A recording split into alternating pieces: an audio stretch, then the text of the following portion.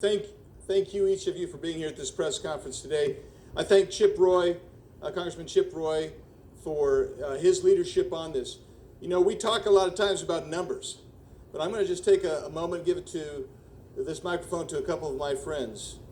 Marianne Mendoza, who's an angel mom. Her son was killed by an illegal alien. After which, Steve Ronnebeck, whose son was killed by an illegal alien. You need to hear these stories because you're not going to hear them from the other side, but this is how real it is. Marianne, throw it to you for a sec. Thank you. I appreciate you having me here and being in the presence of these congressional members who are willing to speak up for their fellow Americans. My son, Sergeant Brandon Mendoza, was killed on May 12, 2014 by a repeat illegal alien criminal who had been allowed to stay in this country after committing crimes. We have a Speaker of the House who tweets out her condolences for the conditions in the detention center, tweets out her condolences for people who are separated from their children who are separated from their families.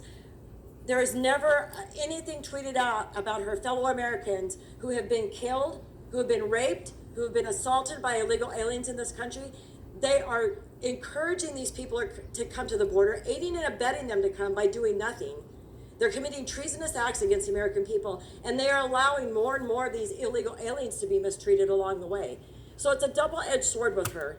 And until she realizes they got a mess in their kitchen in Congress, and Nancy Pelosi cannot keep using paper plates. She's got to roll up her sleeves. She's got to get in there. She has to clean the kitchen. She has to work with every one of these congressional members and get something done because Americans are sick of nothing being done. I'm paying her salary. And every one of American taxpayers are paying her salary. It's time to stand up and demand that they do a job and quit going into work every day and thinking up new ways to attack our president. Thank you.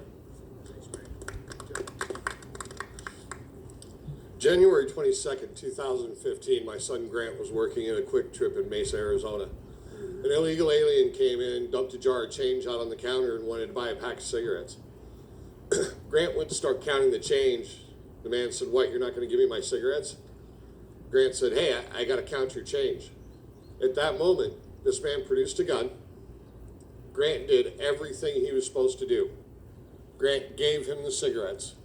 And as soon as Grant did, this illegal alien shot my son in the face, killing him instantly.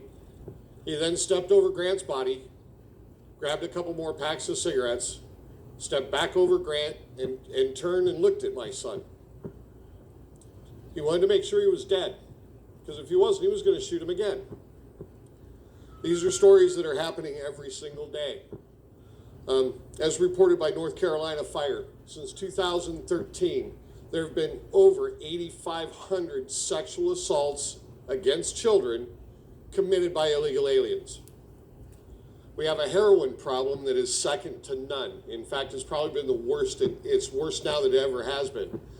90% of our heroin and fentanyl is coming across our southern border, and 78% of that number is coming across to Arizona, where we're from.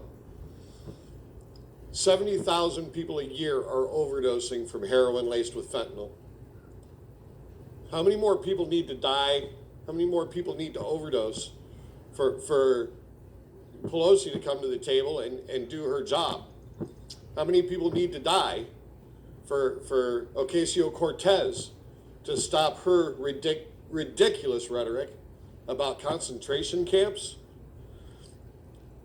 We're not going to stop until we fix this problem. Marianne and I have been fighting for a long time.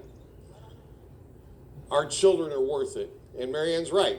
It's blood on their hands. And I'm honored to be with these gentlemen because they're fighting for us and they're fighting for you. You know, I made a promise right after Grant died that I was going to keep fighting for Grant, fighting for the American people. But what the American people don't understand is it's going to happen to them or to somebody they know at this point with so many people coming across our border. It's got to stop. We have to do something to stop the border.